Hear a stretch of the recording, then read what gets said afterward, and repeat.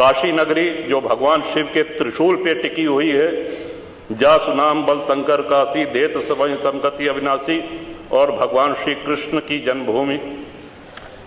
श्रीमान स्पष्ट है ये, दीवाल के ऊपर शिखर तोड़ करके गुंबद बना देने से ये गंगा जमुनी तहजीब नहीं होती।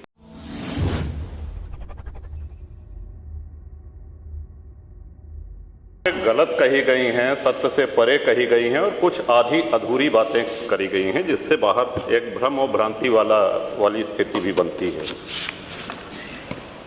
श्रीमान, जैसा कि हमने महामहिम राज्यपाल के अभिभाषण में कहा था कि प्रभु श्री राम की चर्चा सर्वाधिक हुई, बहुत अच्छी बात है।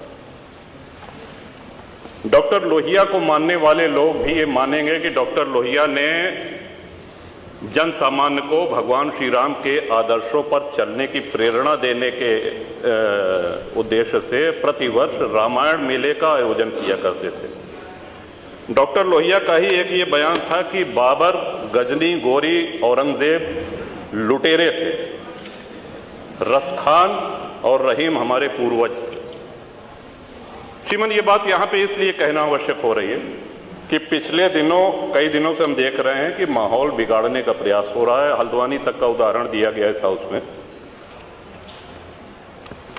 सरकार अपनी जगह पे पूरा प्रयास करती है कि हमारे राज्य में कोई उपद्रव न हो, अशांति न हो, लेकिन कहीं ना कहीं एक ये आभास हो रहा है हमको कि माहौल खराब करने का एक प्रयास हो रहा है। बात की गई श्री राम जन्मभूमि की, साक्षात भगवान श्री राम ने अवतार लिया। काशी नगरी जो भगवान शिव के त्रिशूल पे टिकी हुई है, जा सुनाम बल शंकर काशी देत सवै संगति अविनाशी, और भगवान श्री कृष्ण की जन्मभूमि। श्रीमान, स्पष्ट है ये, दीवाल के ऊपर शिखर तोड़ करके गुंबद बना देने से ये गंगा जमुनी तहजीब नहीं होती। वो हमारा आक्रांताओं द्वारा तोड़ा गया है। और एक और भ्रम फैलाया जा रहा है, जो व्यास जी के गुफा में जो पूजा हो रही है, वो पूजा अनवरत सैकड़ों वर्ष से चलती आ रही है। ये बात बाहर जानी चाहिए श्रीमती। अनवरत सैकड़ों वर्ष से, इस पे सन 93 में स्थानीय प्रशासन ने रोक लगाया, किसी न्यायालय ने रोक नहीं लगाया इसकी पूजा पे। और इस सदन के माध्यम से श्रीमान उन पुजारी को भी हम प्रणाम करेंगे, 31 वर्ष जिन्होंने चाबी संभाल के रखी कि एक न एक दिन ऐसी सरकार आएगी कि ये ताला खुलेगा और इस चाबी की आवश्यकता।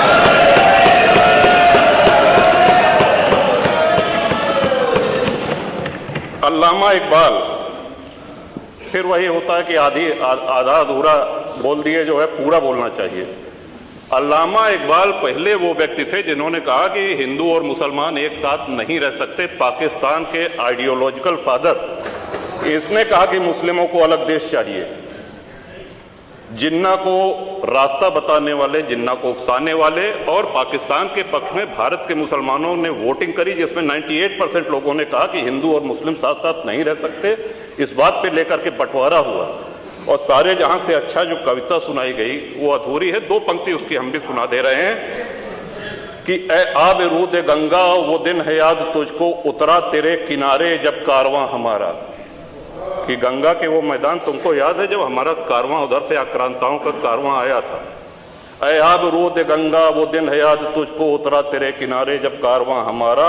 चीनो अरब हमारा, हिंदुस्तान हमारा, मुस्लिम है हम, वतन है सारा जहां हमारा। ये है, ये तरानाए मिल्ली की पंक्तियां हैं, अल्लामा इकबाल ने 1910 में लिखी थी। श्रीमान, हम ही क्या धर्मार्थ देते रहेंगे, सभी कुछ हो मौन सहते रहेंगे, कि धर्म को देंगे बल अन्य जन भी, तजेंगे क्रूरता छल अन्य जन भी।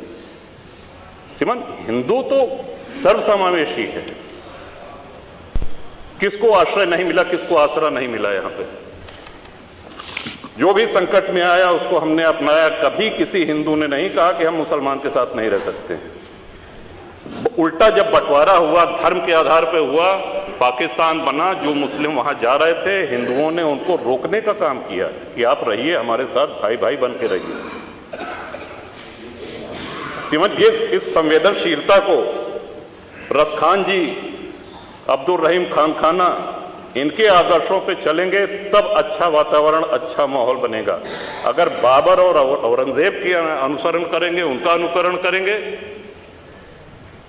तब तो शांति की कोई गारंटी नहीं। मैं फिर से पुनः बधाई देता हूं, इस बजट का समर्थन करता हूं और माननीय योगी जी की सरकार को बधाई देता हूं। और ये हम लोगों का सौभाग्य है, इस पीढ़ी का सौभाग्य है कि अपने जीवन काल में भगवान श्री राम के भव्य मंदिर का और मेरा ये भी मानना है कि आदि शंकराचार्य के बाद अगर कोई सनातन उत्थान का और हिंदू उत्थान का कार्य कर रहा है तो श्रीमान नरेंद्र मोदी जी। इस वीडियो को शेयर कीजिए फेसबुक पर, व्हाट्सएप पर, यूट्यूब पर। जल्द मिलते हैं अगले वीडियो में। तब तक के लिए आप सबका इस वीडियो के अंत तक बने रहने के लिए दिल से धन्यवाद।